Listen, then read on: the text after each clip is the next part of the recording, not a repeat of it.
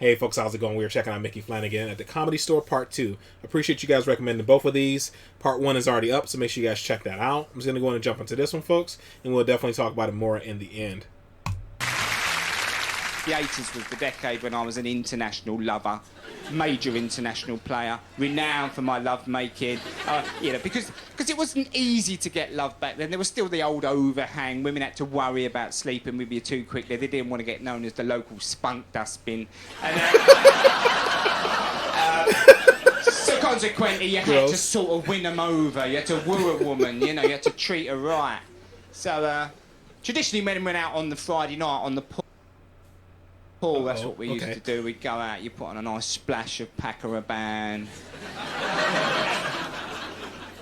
Iron your shirt, polish your shoes, you went out on the pool, you go, right, let's sort this out. And you'd walk up to women, all right, babe, do you want a tear me here? No, here I know. Go back to you, mate, the place is full of lesbians, you You generally got the brush off most of the evening. Occasionally one would be drunk enough to say, oh, take me number. Then you phoned up on the Wednesday night. Not the Tuesday, too keen. This was before the mobile phone. People stayed in on the Wednesday. Got a phone call. Not Thursday. Who do you think you are? Wednesday. Phone her up, make arrangements for the next Saturday. Now, this is where the work starts. Okay, right. Meet her up. Few drinks, then it's time to take her for a steak Diane. A few Cinzanos. If she wants a prawn cocktail, she fucking gets a prawn cocktail. I'd be tight. We were still at the early stages of continental cuisine taking over, so, if you could get to a woman to the point where you were actually buying for her prawns, lettuce in a wine glass, drizzled with the dressing from 1,000 Islands. You get to blow her mind, don't you, really? It's all over, party's over. So, during the meal, you'd start to tell us the various lies that men like to tell back then, tell you you're going to get a motor and stuff like that. So you're going to join the fire service. It's all to get the vagina. This is what we'd like to see. That was different as well back then. Big hairy beast back in the 80s. Once again, the young fellas don't realise what we put up with back then. This big angry, hairy, Marxist, feminist vagina. Bad attitude, to be honest with you, back then, vagina. Oh, shit. If you were lucky enough to get to look at it, you pulled the jeans down. These great big knickers were there. And it was still busting out the sides. This big hairy vagina coming over the top of the knickers. You start rolling it down and it started coming out.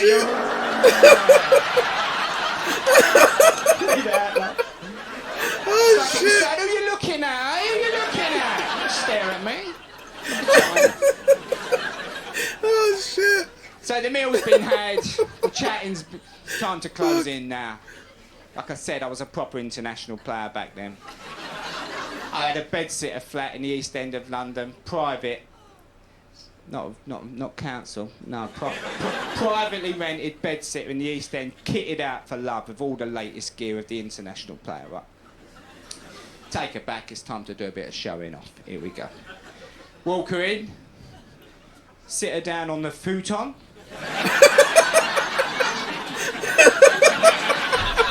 She's half in bed already. She doesn't realise that in all 2 hours that could be a double bed. Some gaffer tape and some spanners, I'd sort something out of it. Time to set the mood. Go over to my stereo stacker system. It's got a built-in graphic equaliser. Slip into the cassette deck. Now that's what I call music. 2.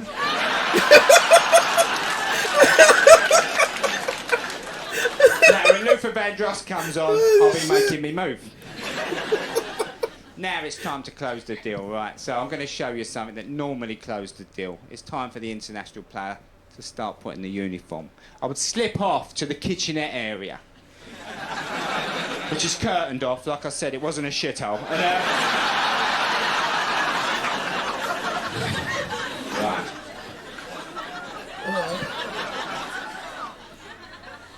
All right, careful, ladies, careful. I come back into the main area. I've changed in to my shiny black kimono. It's a cotton mix. Tip ones were a bit exy. She's checking it out. I've kept my jeans on. I'm not a monster. I turn round at the optimum moment to reveal the dragon. As we know, women love a dragon. I come back with a nice chilled bottle of Blue Nun. We're not drinking cheap shit. We're making love. What do you reckon, girls? Can you... See? Look and learn, lads. Look and learn. Now, listen, I'm not silly enough to know that these skills are no longer required. I've been back out on the dating scene. The rules have changed. Every time I come out of a relationship, they've changed. I go back out on the dating scene. Women are more aggressive. Ladettes, girls I speak to for a little while in a nightclub, suddenly they look at me and they go, look, shut up. Because you're boring me now. However, a little while ago I decided I'm going to shag you. And as a man, you've got a bit of dignity. You go, oh, you've decided, have you? You've decided. Come on then.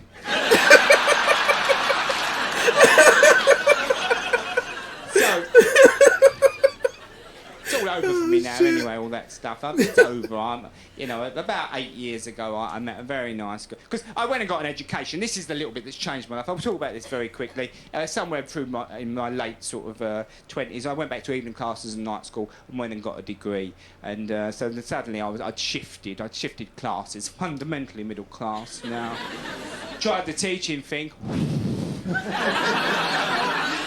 Good God. These kids are... The kids are... I call them the chicken children. They come at you from the side now. Come at you from the side with their cap on and the hood low.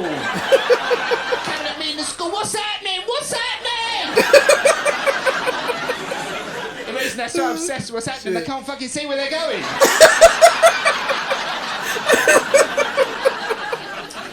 Oh, shit. So I met a very nice middle-class girl. She's properly middle-class. She's been skiing and everything, all right? And she's been skiing. Some people do all right. And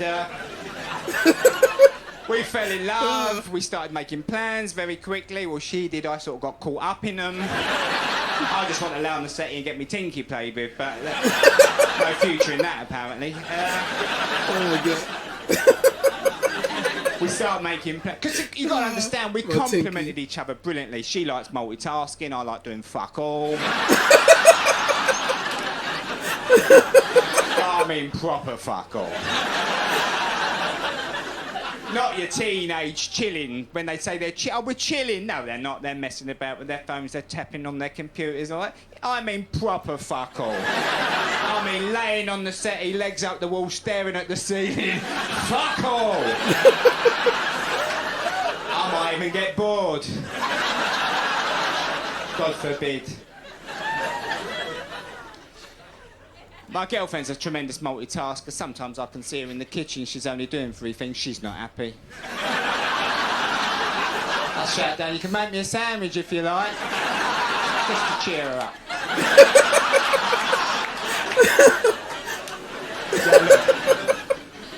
So, you know, we've moved in. Life's very nice. It's, you know, because... And so, about 3 years ago, so she looked up at me during lovemaking and she said, I wish you'd take that kimono off.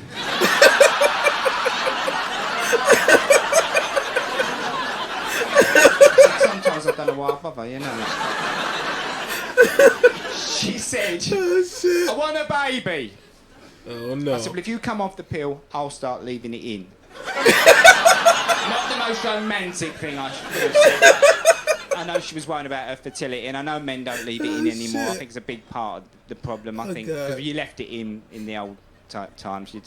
Everyone had work in the morning. You didn't start pulling it out and spraying it all over the poor girl's head. You know, we're all busy people.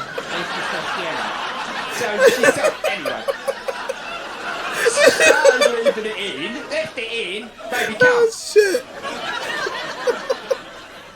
6 months into having the baby, she turned to me, she said, I'm losing my identity. I said, you finished your cleaning?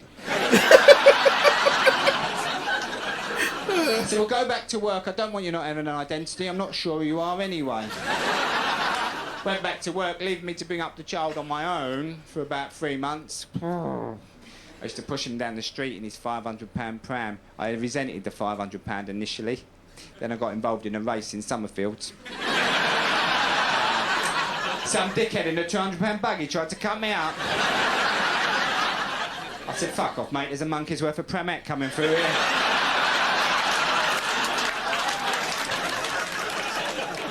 Now look. It's lovely having a baby, it's fantastic, but life gets a little bit sort of predictable, and you know, because you can't go out very much. So, because me and my girlfriend bought this house in this lower middle class enclave called East Dulwich, we go out to the high street once a week to treat ourselves to a meal. We go to this little French restaurant. Always freaks me out a little bit going in there because there's no tomato sauce on the table. Now, this raises the situation where I've now got to ask for tomato sauce.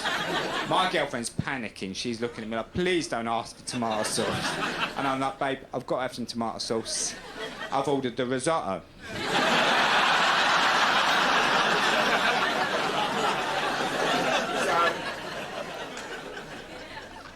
I pluck up my... I said, excusez-moi.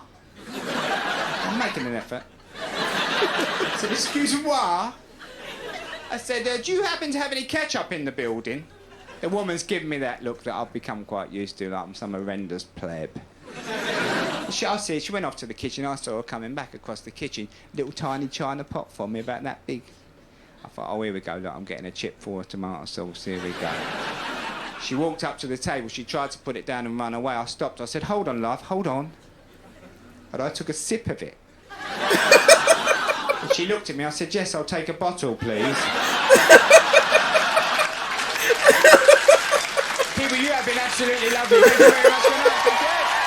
Oh, shit. That was fantastic, man. Especially the vagina hair thing in the 80s. Actually, this whole one, this part 2, I feel like the end of part 1, maybe the last 3 minutes in this entire thing, felt more like the stuff I was watching is more recent stuff. So I enjoyed this. This is really funny. Oh, my God. Everything he was saying, pulling out of like jizz, like nobody has time for that. All the stuff. Hilarious. The whole shebang.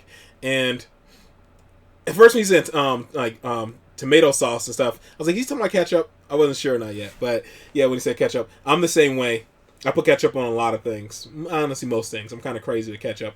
Tay always makes fun of me because I use so much ketchup. And if I go to McDonald's, I don't know, like McDonald's, you give you like, when you eat inside, and they'll give you like this little bitty, small ketchup container thing. It's probably the same thing over in the UK. I'm not sure. But it's like so small, you pump it into there. And what I would do is take a McDonald's napkin, a lid, and then I'll fill the lid up with ketchup. And sometimes it takes me 2 of those for me to actually enjoy everything I'm eating. But yeah, I use a lot of ketchup. I've been to McDonald's in a long time ago, though. A really long time. It's been a long time, but that's how I used to do when I used to go to McDonald's. Not too many other places got the pump thing, but I need a lot of ketchup. For fries, if I'm eating a burger, whatever. I put ketchup on a lot of stuff. But yeah, this was really good, man. I really enjoyed this. This is fantastic. It was really funny. And yeah, man, definitely recommend more. I would definitely appreciate more. Alright, guys, that is it, man. That is all for this one. Hopefully, you guys are happy, safe, and healthy. I'll see you in the next one. Later.